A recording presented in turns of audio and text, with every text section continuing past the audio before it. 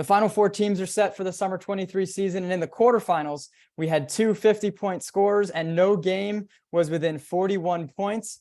But the top four teams have advanced. We all kind of got what I think will be a very good semifinals on Tuesday coming up. And both teams that were 2-0 coming into the quarterfinals, playing a team for the third time, did both win, setting up another third matchup between two teams. And we'll see how this one goes. We're going to get their picks later on in the show between Lob City and the Game Breakers. That'll kick off the Final Four. And then Halfway Crooks and the Rhode Island Warriors will meet for the first time since week 1. So a lot to preview, a lot to break down from the quarterfinals. This is the quarterfinal postgame show. I have a long list of, it's not as full of a show as we've had, but it's still going to be a good one. Ian, Sydney, Zach, Owen, and Maura making her debut on the show. We got the bracket to debut for you guys. And let's start with, I guess, the closest margin that I was talking about from the quarterfinals, the Game Breakers and the Air Mambas, which may have surprised some people for that being the closest, but there's reasons that that 4 or 5 matchup maybe wasn't as close. There's multiple reasons, I think, and we can get into some of the external factors for that one leading to over 50-point win for the Halfway Crooks. But the Game Breakers took some punches from the Air Mambas, and not that I think any of these games were ever really in doubt for the higher seed. But, we'll kind of go down the line quickly here. And I definitely want to spend time kind of using what we saw in these quarterfinals and even what we heard really after the games. And I have some of that, written down for you guys to kind of add in. But I think looking at what we saw this past Tuesday in the quarters and applying it to what should be two really, really good, highly competitive games between teams that all can really win it all. And maybe the Halfway Crooks are the most underdog if we were going to do some odds. And I know the podcast will have some spreads for the semifinals. And I think it's fair to say just by seeding, by the way the season went, I can be biased here for a second. Wouldn't be surprised if the Halfway Crooks are in the finals and crazy things happen. And it's a Duyes boys like run for a team like that to kind of get hot. And, Charles made comments about how the Halfway Crooks can't shoot, and they shot it well in the quarterfinals and they'll need it in the semis. Getting sidetracked. The Game Breakers take care of the Air Mambas. Ian, we'll put you on the spot there for this one. And, coming off that loss in week 8, the Game Breakers kind of got back on track. Hachi Amini leading the way. But Ian, in that one, what stood out as far as what you can take for them heading into that third matchup with Lob City? Yeah, that game they lost against the All Right Warriors, they're missing David DePina, and having him back on the floor is a huge difference with DePina, Hachi, Sekator, and Gian. They all can do it all. They're all good defensively. They can all score, and they're very good on the isolation. So they coasted along this win. They made it look pretty easy, and we'll see what they have against Lob City. But I think they'll match up well, and they'll definitely be a good matchup. Yeah, and we'll get to previewing and kind of some of the injury news I have for you guys, but even talking maybe more about the Air Mambas a little bit as their season comes to an end. We have Mario Valerio at 29, Anthony Ramsey with 26, and then it kind of drops off there, as you can see on the stats. But Sydney, even, it's going to be a lot about these top 4 teams as we take a look at their stats and the Game Breakers. But Sydney, 4 players with nearly 20 points, 5 players, everyone that showed up in double figures. What stood out for this one? I know it's a simple question, but I kind of want to save the previewing. So what'd you see in the quarterfinals from the Game Breakers? Yeah, so I think the Game Breakers started off a little slow again. It was a very close first quarter. I think going up against Lob City, maybe they need to come out a little faster, get the momentum going earlier. But once they get their rhythm, they're kind of unstoppable. They were really pushing that pace at the end, and really all of them having double-digit points was really impressive. Yeah, and Hachi Amini there with 37, as you can see. And from early on, which is how one of the easy ways to kind of tell maybe how a game is going to go, is he was able to get to the rim literally whenever he wanted. And he's great. He's a very good player. If Hachi's able to do that on this team with the other options they have, it's going to be a long night for a defense and just blowing by defenders. They tried to adjust and switch up who was guarding him. He said after the game, the key for him, for his team, is consistency, which I think kind of goes to your point about maybe that first quarter, right? Going kind of, both ways and both teams making some shots and making runs. But Zach, even focusing on Hachi, and I think that's kind of what we'll have to do in some of these games. Huge game from him. as we look ahead to him against Lob City, and I don't even know what he did in the first two matchups. I'll kind of try to get that for us in a second, but how important is he to continue, 62% from the floor, a couple threes, and really able to attack and create for this team when they get ready for Lob City? I think the biggest thing won't be his offense. I think it'll be his defense. As you can see, he got 7 steals in this game. He was full court pressing every play. Something that sticks out, Eli Santiago was taking it up the court, and Hachi was pressing. He was like, "No, I'm going to take it to the rim," and then Hachi instantly stole it as soon as he said that. So if he can keep up that style of defensively, get those early steals as soon as they get the ball, it'll be hard. We'll go to Owen quickly after this, but I think it's a great point about his defense and how, a likely candidate from what he's done all year to be on that all defensive team, at least for Hachi, and kind of playing that role on this team for sure. Yeah, Owen. All right, good. I had to fix my screen for a second to make sure he was still, there and not, I don't know, passed out, whatever. But looking at the score there from the quarters and after that first quarter, but you can stay on the game breakers here. And even as Gian and Joe Secatore kind of took a little back seat today, I like to kind of get into that Lob City stuff and anything you remember from those two matchups and kind of what we'll need to see from there. Big four is fair for this team because they're all good players and their 4 players need to be there. No Charles Correa, who hopefully he does qualify, can be there next week. Again, we'll preview, kind of the question marks for all the teams. But Owen, in this one, by the second quarter and then especially that third quarter, as you can see, it was really, all game breakers. Yeah, like you just mentioned, the Big Four is the best Big Four in the league, I think.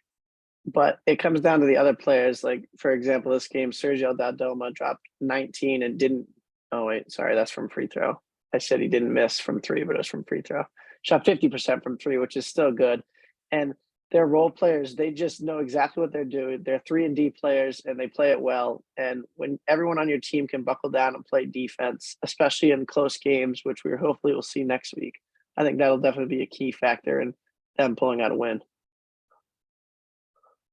Yeah, and I'm going to kind of get rid of the box score here for a second, but more even just watching these teams all year and, your first time talking about these teams, but the game breakers specifically, what do you like about them and what stands out when you see them every week as they get ready for a big semifinal matchup? I obviously really enjoy getting all the dunk pictures. From this week specifically, I will say I've seen what they're capable of and I've seen them come out faster. But one thing that I notice, if 2 teams match up really well, I get less dunk pictures because the defense is so good on each other. So I can really tell they had a good matchup and I think them and Lob City is going to be very close too. So yeah. And both of their interviews, we're going to kind of get to that Lob City game next and kind of stay on that side of the bracket. Both of them talked about fast breaks also being the key. So Hachi talked about consistency kind of towards the end. Both Jose, who was interviewed after he went for 50, and Hachi talked about the fast breaks. And so we're kind of going to get into that Lob City matchup now as they took care of, as I open up every window on my computer, they took care of the Ice Trays 106-61, so a 45-point margin. I was texting Cody last night. He loves this, by the way. This time of year is he's very, ready to see what his team is made of, as they've proven time and time again. So not that they have to prove anything, but even he said, focusing on that Lob City first half, it was all Nuri really kind of taking it on and stepping up to guard Nick Lemoyne, who had a great season for the Ice Trays and really made him struggle. And we'll get to the stats in a second and you guys can touch on it. We'll work backwards and go to Owen here on this one. And really from the jump, what stood out? All right, Zach, Owen's giving me the nod off. Oh, geez, sorry. Court 3. I'm sorry. God, Sydney and Zach. All right, yeah, Owen wasn't there. As much as I want to get to Owen, and we'll see if he's going to pick an upset because Owen's good for sucking up a little bit. Ian is a lost cause. It's all right, but Owen's good for it. I know he's got it in him. Sorry, Zach. Wow, this is what happens when it's week 9 here, guys. From the jump in this one for Lob City, they held the Ice Trays to 18 points. Is that what you saw where Nuri kind of took it on? And I mean, Jose had 50 and I'm sure was playing very, very well. And we're going to get to what Jose said about kind of that next week matchup in a second. But focusing on this one, first half, Lob City would just see specifically on defense from Nuri Mahmood for Lob City to kind of shut it down from the jump. No, yeah, that was one of the things. The two things I had noticed most was at one point when Jose subbed out for the final time, he had more points than all of the ice trays combined, and then Nuri's defense. When Nuri was on Nick, it seemed like every shot Nick would take would bounce off the front rim. He even came over to the scorer's table after the game just to see Nick's stats to see how well he guarded him. And when he saw he only had 6 points, 2 of which were off free throws, he was very excited about that. Yes, we're definitely focusing on, the defense, right? And I'll kind of get down to Lob City, and we'll get to Sydney in right now after Jose had 50 and Nuri still had 17. And let me actually 17, 8, and 2 assists, 2 blocks, 2 steals for Nuri. So again, trying to do a little bit of everything. Jose with 50 for those of you guys listening and not able to see the screen with the stats up there. Cody with 27 and only 4 threes, but a couple of those early from what I saw as well to kind of kickstart that offense for Lob City. Sydney, I'll give you a kind of part of the quote. Again, Jose talked about the fast breaks and also how he needs to, they need to play defense, box out, and limit the threes. And it sounds like they kind of got a jump start on a lot of those things against the ice trays, kind of limiting, cutting off the head of the ice trays and kind of limiting everybody else as well.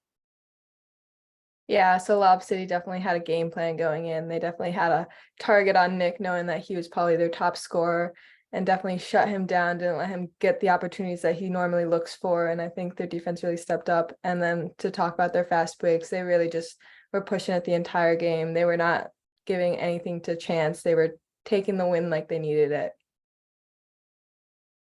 Yeah, and just to give you some of the ice trays leaders, Luis Ortiz with 16, Doug Whedon with 12, and then 2 for 16 for Nick Lemoyne. And so, that'll happen.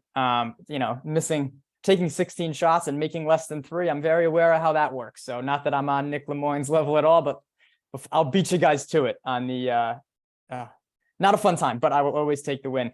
That is partially a transition, unfortunately. Well, let's get to the halfway Crooks and Duyes boys, that other 8 o'clock game on court 1.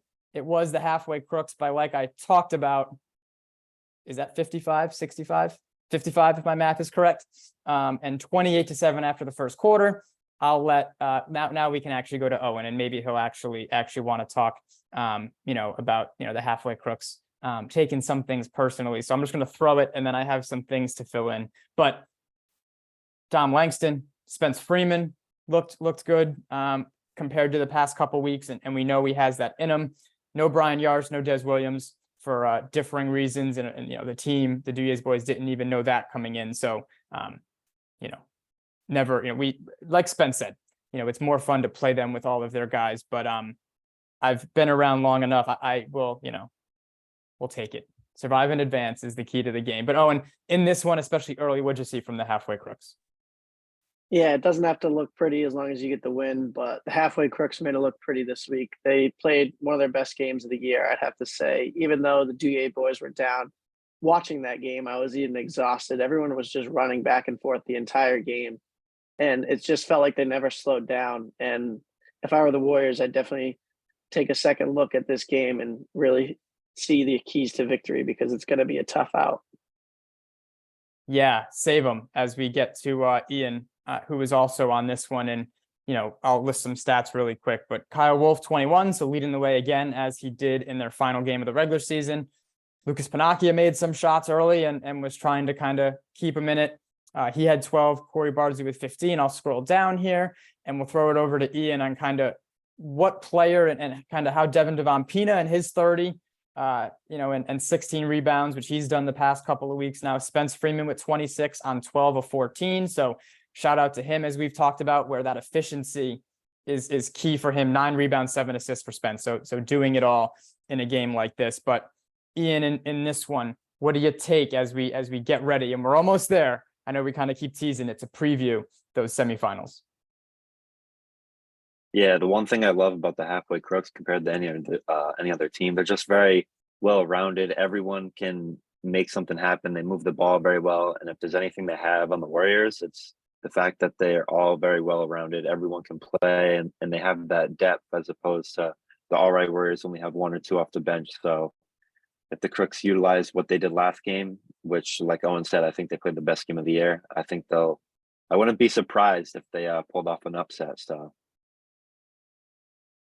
All right, so maybe Ian's coming around. After all that, and I trash talk Ian, I'm going to give it to Maura about these 8 o'clock games in a second, but I'm going to do some math really quick because, like I said, Charles Alexander talked about how the halfway crooks don't shoot it well. And, over the year, looking at the stats, he's not wrong.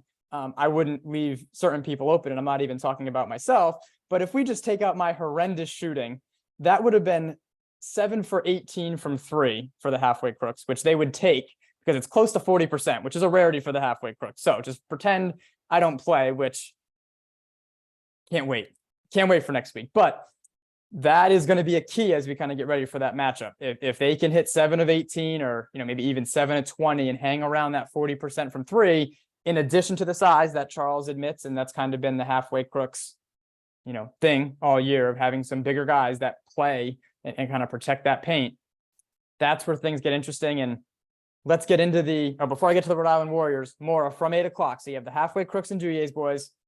You have Lob City and the Ice Trays. Which team stood out the most? Because kind of both of them ran away with it, right? So which team from those 2 games kind of stood out to you? I will say halfway crooks kind of surprised me.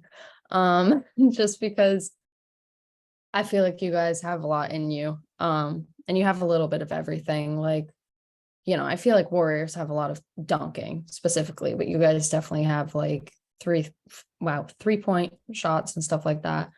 But yeah, I would say you guys definitely surprised me, and Lob City and Ice Trays are also very good. They're both great teams, but yeah, from running back and forth to both courts, that's what I took away.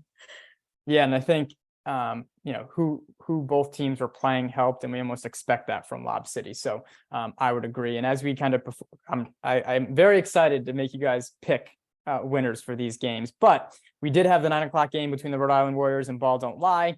The almost like second closest margin. It was close of kind of hanging around. But from even going back and watching a lot of the stuff today, Ball Don't Lie was hanging around even with 3 guys and had it down to 8 points with 3 to go in the second. So we, not that, again, talk about Hachi Amini kind of getting in the paint whenever he wanted. That was Charles Alexander, who went for 54. I'm sure I should probably do, some homework before we start here, but 55, excuse me. Charles Alexander with 55 and missed 11 shots somehow. And I think a lot of those he rebounded, of his 20 rebounds. So didn't feel like he missed 11 shots, but we'll get to the Warriors, and we'll even kind of just and I know we always short the Warriors here, but we will talk plenty about them in a second. So we'll go to Sydney. It's all right. The Rhode Island Warriors and kind of Ball Don't Lie in this one, and what stood out as they get ready for the halfway crooks. But Charles Alexander with 55, Aiden Dozos with 31. So and 2 threes from him, and Robert Braxton with 21. So that the supporting cast is as always in semifinals and the finals is going to be big, especially for the Warriors.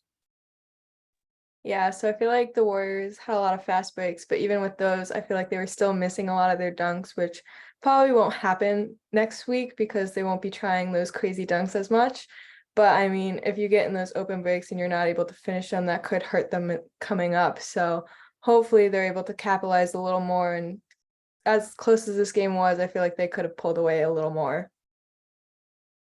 And as we always say, and as I've said, and we didn't see it yet, but speaking of the dunks and the fast breaks, and it's funny that 2 players, now that I think about it, talked about it in their interviews, how important it's kind of in that other game, which is great. They can go run all they want. How they talk about the fast breaks. The game is going to slow down. And so they can fast break all they want in the first couple quarters. It is insane how it's almost like the last 7 minutes, because you kind of have to follow a little earlier with some of the way the rules are. Like 7 minutes left and down when it's a close game, it really slows down. Like you almost have to commit it like, a bad pass for there to be a fast break. And so every team is able to execute, but it's just funny that they focused on how important getting out and running is, which is fair. But the game's going to slow down, and that's where it gets, to some of those matchups that I'll talk about that Jose kind of hinted at. But sticking on the Warriors and almost kind of getting to Ball Don't Lie for a second.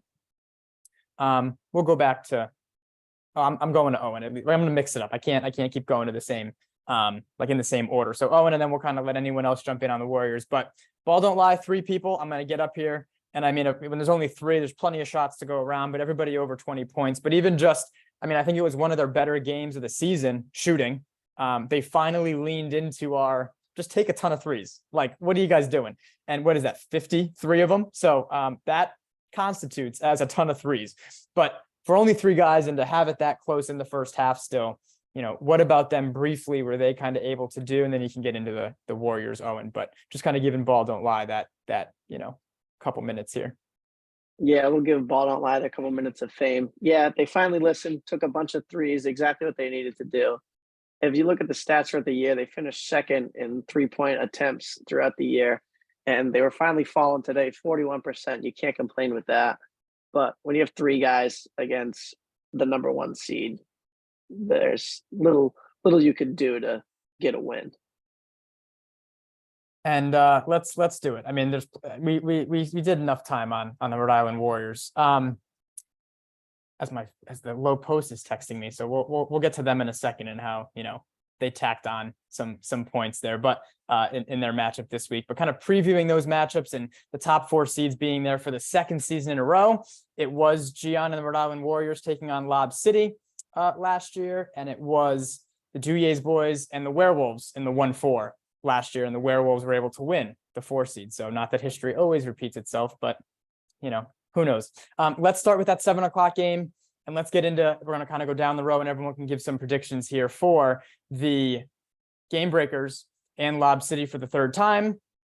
I should have been a better host. Give me 1 second with the schedule here. So I know they played in week 2, as we've talked about, as you know, as we previewed week 7, it was 80-67. And if you remember in that game, that 4th quarter run saw Lob City get it back to within 5. I don't believe, and I'll really, you know, act prepared here.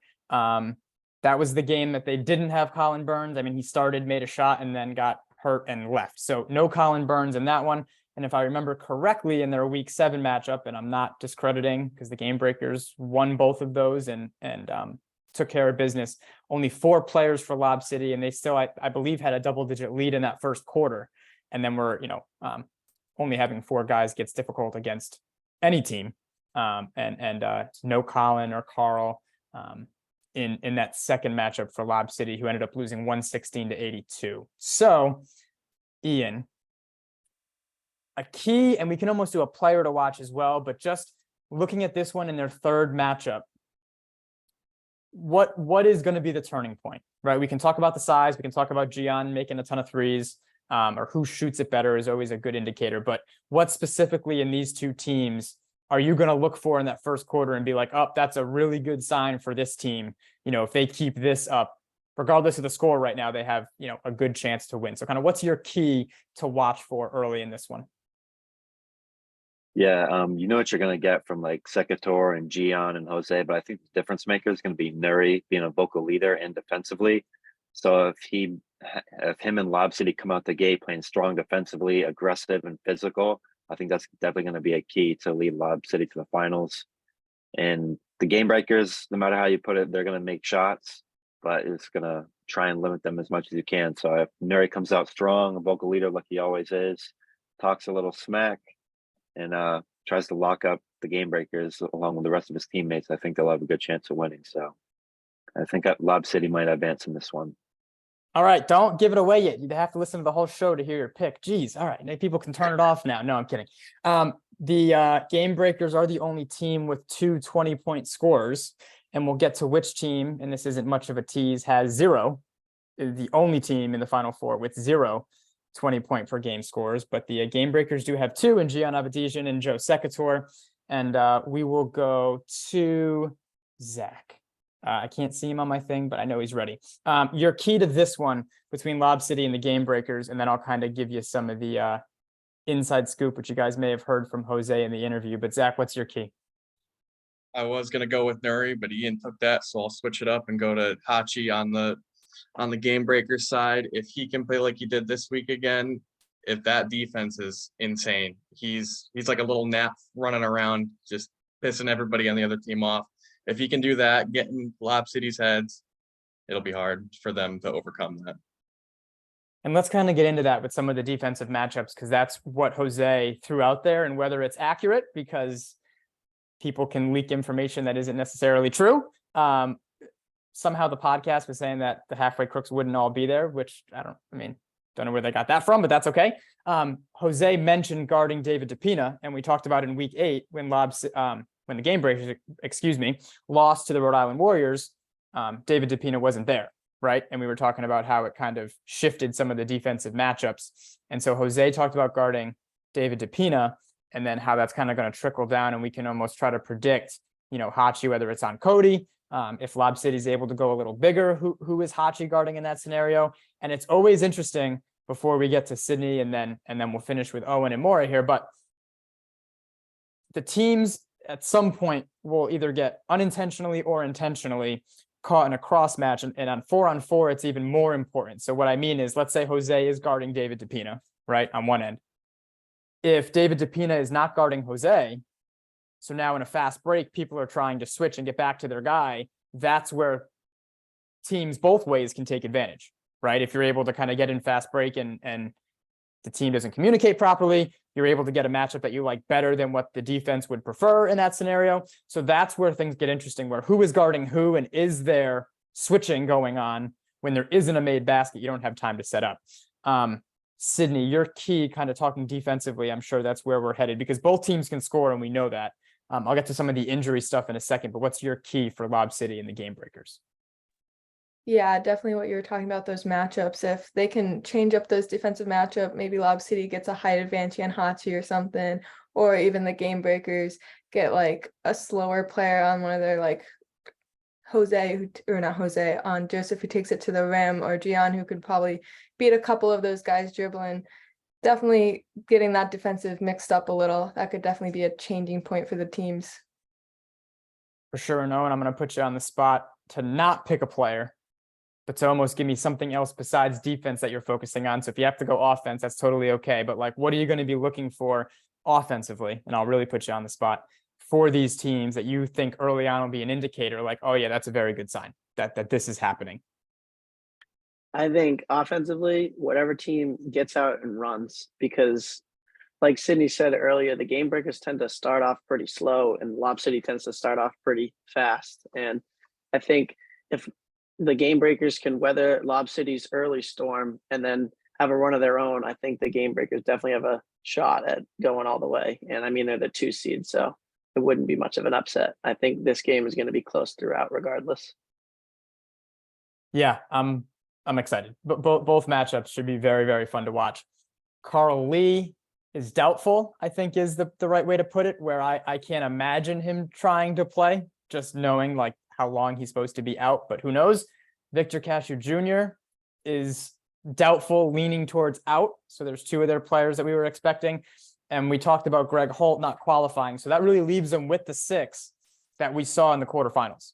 Okay. And so that is most likely for this matchup who will be available for Lob City. For the Game Breakers, will Charles Correa be there?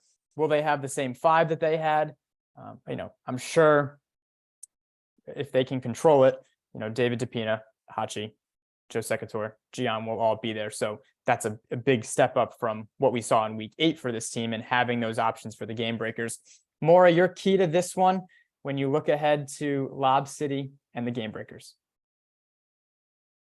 I've seen them play before, obviously, and I don't know, they match up really well. Like we were talking about the defense, like if they can get out, like Owen said, if they can get out and go dunk, makes for awesome photos, first of all, but also like that's the extra points that both teams would be able to be getting besides the threes and all the other shooting.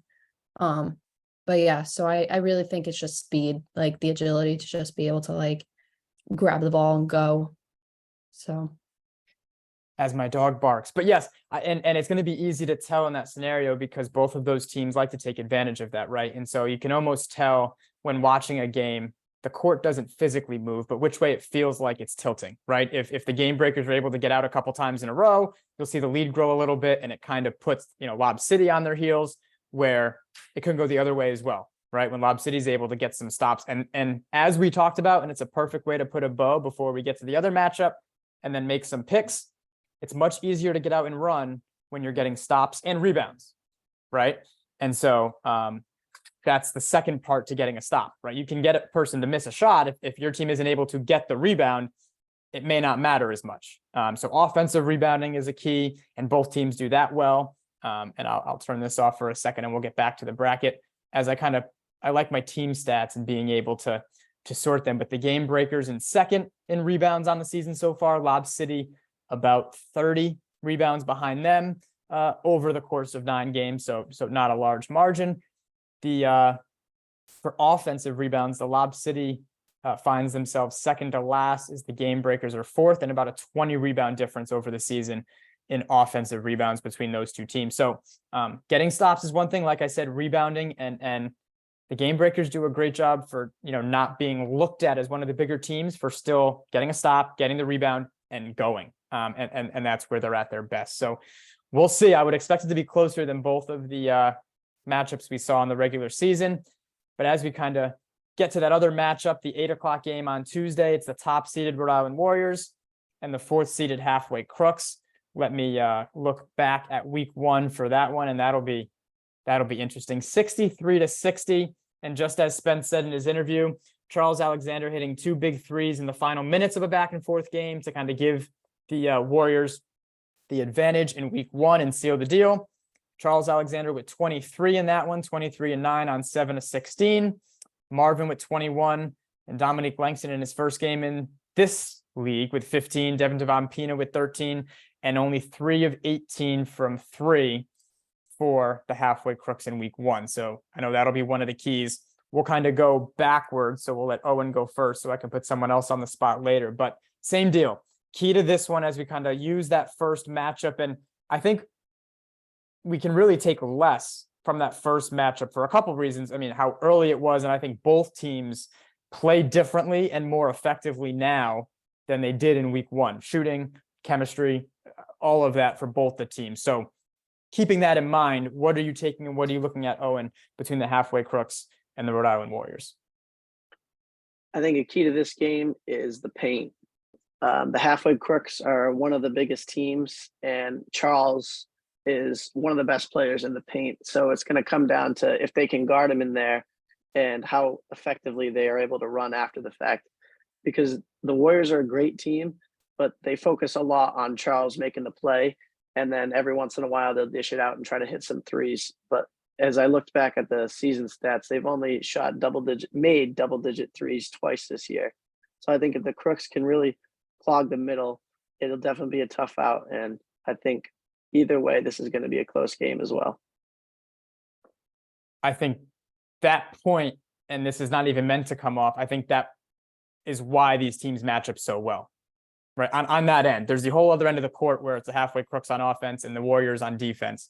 But looking at that for now, the halfway Crooks are, have the 3 big guys. They would rather clog the paint. You know what I mean? Like I think that kind of fits into what the halfway Crooks defensively are comfortable with. So that, take it for what it is.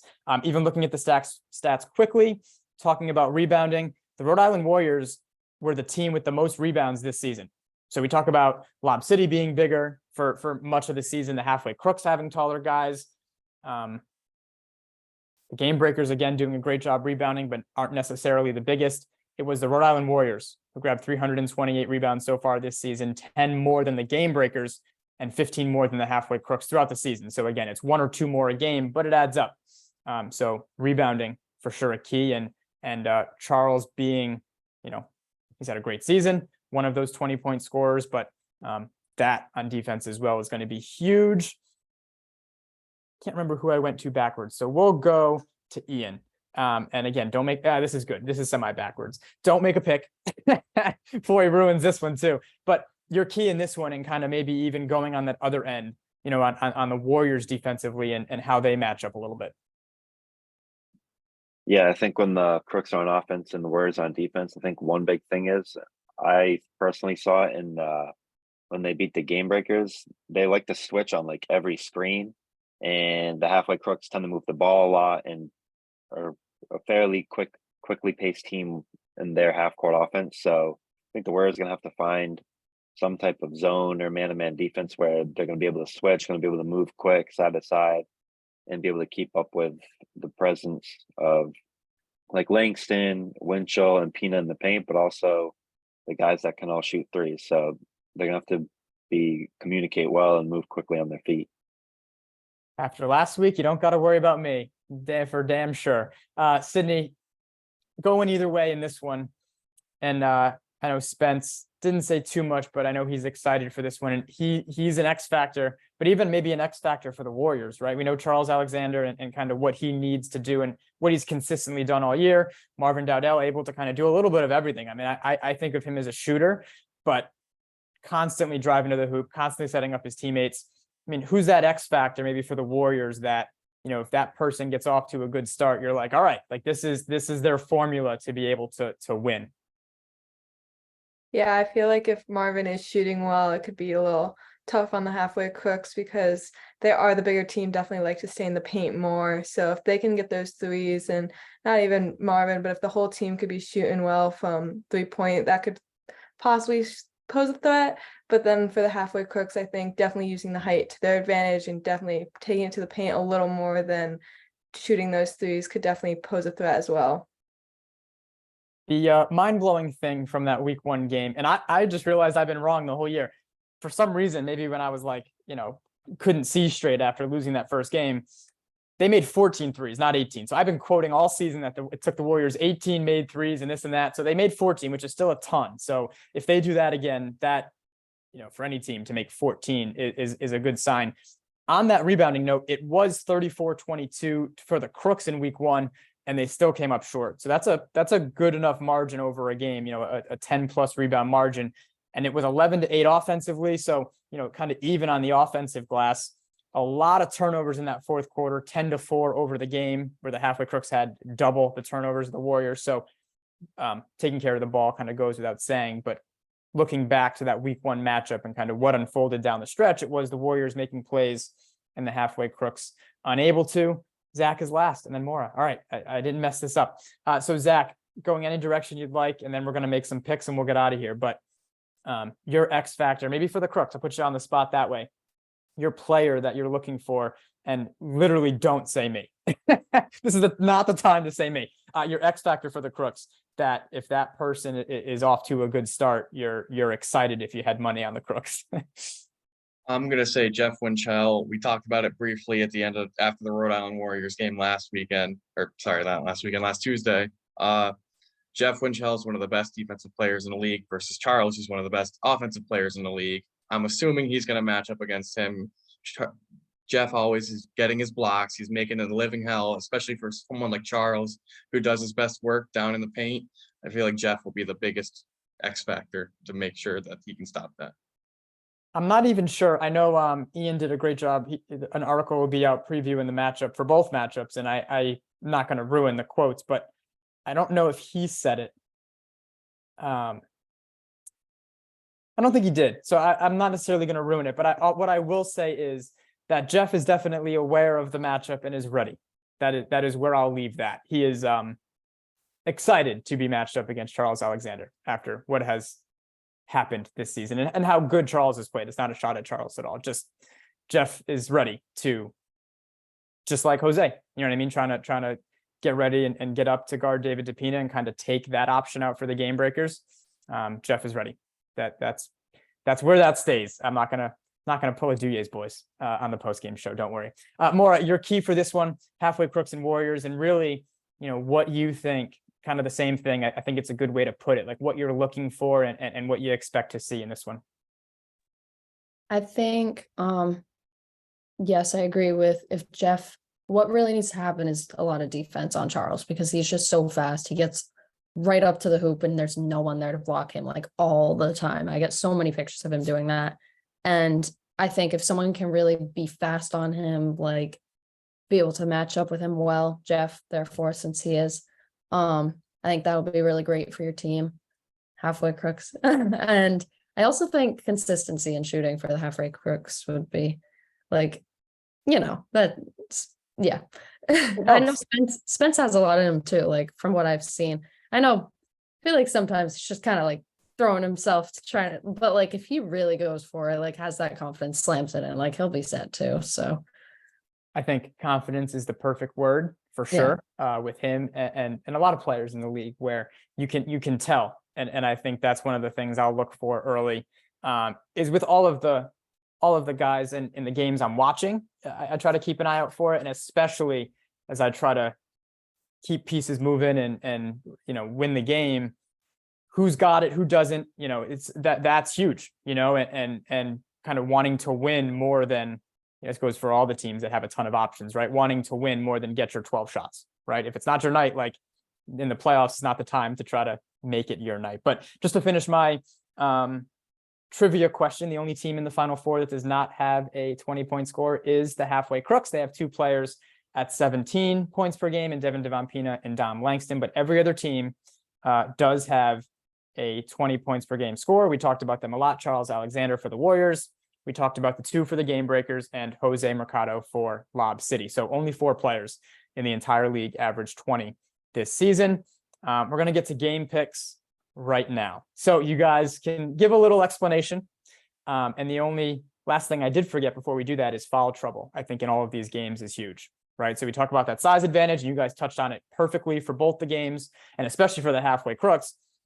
Doesn't do you any good if 1 or 2 of Devin Devampina, Dom Langston and Jeff Winchell are having to kind of come in and out because of fouls, right? And so that's something that the Warriors can use, and they're good at attacking the basket, kind of putting it in the ref's hands early to kind of see where we're at, with what they're calling. And I just hope, and they do for the most part, and this is a good time to say this quickly, trust me, you'd rather the refs let people play, even though all the players complain they get no calls, than it be a free throw shooting contest. And I will tell the refs before both games,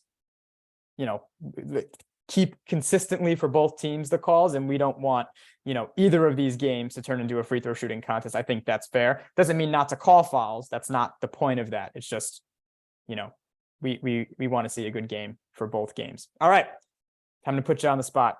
We'll go in order on my screen, then we'll go backwards just so I don't lose track. So Ian's first. He already semi-ruined it, but it's all right. Game Breakers, Lob City. Let's go that one first. We'll go down the line. Who's your pick and why?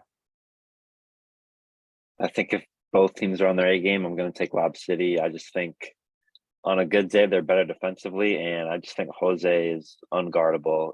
He's going to, hopefully he goes for 50. I'd love to see that, but he's just quick. He can do it all in the post up, in the paint. He can shoot threes, and he just gets this whole team ignited. So it's going to be a close one, but I think Lob City's going to have a little edge over them. I don't have the time to check. I know Jose said he's getting old, so I don't think we should expect, 50 from him again. He's like, that was that was a lot, and he's not actually old. I would really like to see, and my website takes forever, Jose has shot it very well. This is a great time to kind of continuing previewing while we get your game picks. Jose on the season, 25 made threes and shot just under 30%. So, I mean, that's enough where we'll take it. And if he gets hot like he has in a couple of these games, that can shift some things. And even defensively, some of those matchups in that game are gonna be the key. Sydney, your pick for Game Breakers and Lob City. I'm also going to pick Lob City. I feel like going in 0-2 against Game Breakers, they have something to prove, and I think they're going to try and do their best to prove it. Definitely playing a little bigger than Game Breakers and trying to shut them down early. So I think we can expect a really good game out of this one. It is crazy to think. So one, I mean, Gian in a close game against Lob City last year in the semifinals in the 2-3 did come up short. 3 weeks ago, the Game Breakers hadn't lost a game, right?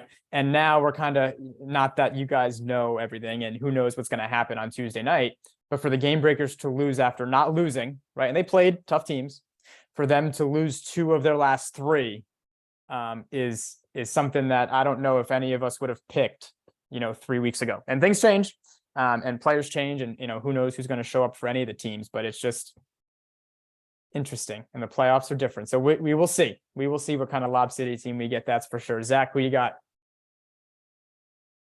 Last week I said Lob City. I'm switching it up this time. I've been thinking about it. I'm going Game Breakers because the thing with this game is it's going to be speed versus size. Lob City is by far the taller team. They have a height advantage, but Gian, Hachi, and Joe, and even David they're all very fast. And if they can get around them on a fast break, that's going to be hard to stop. All right. Zach's wearing flip-flops on Tuesday night. He's ready to switch it up last minute. I love it. Owen, who you got? For the opposite reason, I'm going to stick with Game Breakers. I picked them to win it all, and I think they have a very good chance of doing just that. That, like Zach said, they're much faster. Lob City's great, no knock to them, but I think the supporting cast that Gian has just edges out Lob City's supporting cast to Jose. Well, and like we talked about, I mean, I think it is a very different game.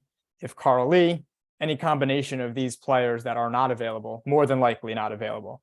And I would be surprised if Carl Lee or Victor Cashew Jr., after kind of what I was talking to them about this past Tuesday, I'd be surprised if they play, even if Greg Holt was able to be available. It would change things. So I think, all right, so it's 2-2 is where we're at, right? So Maura's the tiebreaker. This is it. This is a first show. This is a big deal. All right, who you got and why? I'm going Game Breakers. They're so fast, and I've seen the matchup. I think if everyone was on their A game in the Game Breakers, I think they'll do great. I've also seen Lob City get frustrated, so I think if Game Breakers can get in their head a little bit, they'll be off a bit, and I think that'll add to the scoring, what ends up being the final score. We talked about it heading into those quarterfinal matchups where when teams, playing a third time, it's like in the NFL, like crazy shit happens, right? Not that kind of getting into those first two matchups we talked about last week, I didn't necessarily expect the craziest of things to happen. Like if the Duyes boys were to win, it wouldn't be because it was the third time these teams were playing and it's just a wild game. I mean, the Duyes boys at full strength, and you guys are all going to be like, Joey's crazy, but the Duyes boys at full strength, I would not have been like surprised. Oh my God, this is a huge upset if they had won. It's not an upset for Lob City either. That's not my point. It's the third time those teams are playing as well. And so not that it needs to be crazy for Lob City to win, but they have played a lot over the past 2 months and, a week, over the past 8 or 9 weeks. And so we'll see. It's going to be great to have that game and the other game, but both of these matchups have a lot to preview, a lot to look forward to. You can watch them all live on YouTube. I'll announce it now. We're going to be live everywhere because a lot of our wonderful analysts will still be home/here to cover the game. So we'll have a full crew and it's only one game at a time. So we'll be on Instagram live. We'll be on Facebook live. We're going to do it. We're going to do it up. It's going to be awesome. Let's get to that other matchup and just more take notes. I don't know if anyone's going to do it. It's your first show. It's your chance to suck up. You only get one, maybe two of these opportunities a year. Ian's already blew it. So we're going to start with him to get him out of the way. The Rhode Island Warriors and the Halfway Crooks. We talked a lot about this matchup. They haven't faced off since week 1. Ian, you go first this time again. Who do you have winning and why? I think this game is going to be a little more entertaining and closer than the other one. It's hard for me to say it, but I think I'm going to go with the Warriors.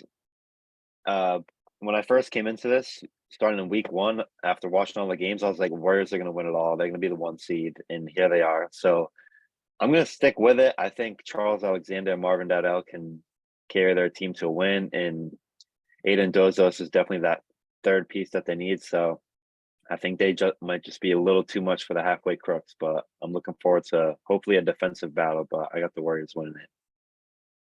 I respect it. He does not own a pair of flip-flops. He's sticking with it, unlike Zach, who has like 7 pairs right now. No, we didn't talk enough about Robert Braxton. So Aiden Dozos, great shout out. We talked about him having a huge game in the quarterfinals. Robert Braxton had some huge shots in that week 8 game. He's been playing just consistently all year, and it's kind of finding that shot right at the right time. And this is what happens after, 6, 7, 8 games, like the shot starts to come into form. And he's one of those guys that'll crash the boards, does a little bit of everything, plays defense. And if he's hitting shots as well, another X factor for that Rhode Island Warriors team. All right. I like Maura possibly being the tiebreaker, which is a high ask. If that means 2 of you would have to be out of your minds, but maybe not. I went in order last time. All right, Owen, it's your chance. He's known to do this. No, who you got? Warriors, Crooks. Week 8, Game Breakers versus Warriors. I said that was a game of the year. I'm putting on some flip-flops. This will definitely be the game of the year. I think both these teams are going to be so close throughout. Bold take, I don't think either team's going to lead by 10 at any point. It'll be close throughout. And it pains me to say it, but I think I'm going to suck up and say the halfway Crooks win it just because of their size and their size differential and how offensively they can do multiple things. Whereas the Warriors, not that they're limited, but they're very good at one thing, whereas the Crooks are good at a bunch of things. Very Besides good point. 3-point shooting, you shot 1 for 14. Thanks. Yeah. Well, good news. I'm the 8th best player on my team, baby. That was the plan. That's the plan. I'm not needed. Yeah. And I mean, I think the shooting is obviously a huge part of it for the Crooks, like we've already touched on, but we saw the Warriors get buckets when the game breakers were locked in week 8, and not that other teams they played haven't like given them their best shot, but in a game that, you know, coming in is basically a playoff game for both of those teams. It started a week early. They executed, they put them away. I mean, we talked about it, right? A 20 to something run to end it, right? They were down in the 4th by 5 and ended up winning by double digits. And rewatching that back, it was all Warriors getting threes, Charles getting to the paint when the other team knows that's what they're trying to do, right? And so that's the challenge for a lot of these teams, knowing what your opponent's going to do and trying to take it away. And so we'll see. All right, 1-1. All right, Zach, who you got? I think I'm gonna go halfway Crooks. One of the switch it up again, but they've played in their games against the 1, 2, and 3 seeds this year. It has never been a blowout. They've kept it close no matter what. They're most well-rounded and probably one of the best defensive teams in the league. And probably their strongest point is their interior defense. Whereas if they can lock up Charles, well, he's running down and having to either to shoot from 3 or pass it up to others, I think that will be their best bet. And it's funny, and we can make the joke, you know what I mean? Like, Sydney, please do not pick us now. But it's one game, right? So even in those first round games, a little more unlikely, because I think there kind of was, and even in the standings, there was kind of a divide between the top 4 and the next 4 for much of the season. It's one game. And so if the Warriors get hot, you know, if they win and then get hot in the finals, not that they shouldn't win at all, but like they maybe didn't make a lot of threes all year and they have 2 games where they're shooting, you know, 35%, which may be enough to boost them. So it's one game, and that's what makes it a lot of fun. All right, Sydney, who you got? I am actually going to pick the Warriors, very similar to Ian. Week 1, after watching them play, I did say I think they're going to win it all. So I'm going to stick with them. I do think that if they're shooting really well, they can get it and still getting into the paint and driving when they can. And like you said, maybe get your players into foul trouble. That would help them out a lot. But I think they can keep it going. Yeah. Foul trouble. I just had like a memory flashback that pained me. So in the finals in Connecticut one year, again, I'm not supposed to play. Remember this. Like, I don't like this is not the point of my team, is to play like in these big games. I was in like double overtime because 2 of our guys wanted to foul out. So now like I'm like the last guy who has to play. I mean, it went fine. I mean, I made a shot and we lost. But yeah, foul trouble is not a good time in the playoffs. So let's hope we avoid that. Not even for my team's sake, just for, you know, the games being great games. Again, more to break the tie. Who you got? I'm also going to be a suck up, and I'm gonna say halfway Crooks. I just think as long as Charles can be blocked, like you will have halfway Crooks will have such a strong chance at just getting up there. I do think it'll be a close game. And also I'll say confidence again. Everything I said before, like I think that'll just come into play. And if they can accomplish all of that, then they'll do great. Just to summarize, if you know, you can like semi-stop the player who's had the best season, one of the best seasons this year, if not the best, and you guys have a great chance to win. Great, thanks. Nice and easy. Perfect. I'll write it down. I'll make sure to tell my team, hey, let's stop this guy who likes to, you know, go for 50 and you know, attack the basket. Great. It's going to be a good time. Yeah, I mean, you know, again, that matchup I think is early on what to watch, and not that it can't shift, right? Even if, you know, Charles misses maybe a few shots early, it doesn't mean he's not going to, you know, play well at the end of the game for his team. But how that happens and how they, you know, get us to switch, whatever. And it's on both ends with those matchups, I think, in both games is going to be the key. All right. yeah, pushing over 45 minutes, but needed for these semifinal matchups. You can watch both games on YouTube, like I talked about. We'll have the finals on the 22nd, and then we'll have our All-Star night on the 29th, where even, teams that maybe aren't playing anymore, we'll still have some players in those games. We're going to be announcing and doing our All-Star draft, which I actually forgot to tell our analysts about on Sunday. So hopefully some of them can join us. I had to find some times where our captains would be available. And if you're still listening at this point in the show, you deserve to have some inside information. It's going to be Gian Abadijian drafting a team and Charles Alexander drafting his team. So not that it's a surprise, but it's cool to have players now able to pick from the pool of all-stars that was voted in to the all-star game, get to pick who they want to play with and then actually play with those players on the court. It's like a fantasy draft, and then like in real life it takes place. So it's a cool thing for the all-star game, where the players kind of get to pick their teammates, maybe not pick their teammates. It's fun to see who they pick, and obviously a lot of times they pick their current teammates so they don't get in trouble with their current teams. But yeah, so that'll be happening on Sunday at some point, and we'll be announcing the 3-point and dunk contest participants as well next week, probably after the semifinals are all set. Again, 2 teams that win will be in the finals, and we'll have a chance, and we'll see if it's Lob City for the 7th time in 8 years, or another team that'll be their first title in the legacy leagues. And we'll get ready, hopefully, for the winter season to see if we'll have a new defending champion, or if it's Lob City kind of bringing it back for you guys and continuing their dominance. So for Ian, Sydney, Zach, Owen, and Maura, I'm Joey. Thanks for watching, guys, and get ready for these semifinals. It's going to be awesome. Tune in, come to the Rec Center, and we'll break them all down for you next week, and then get you ready for the finals. Thanks for watching.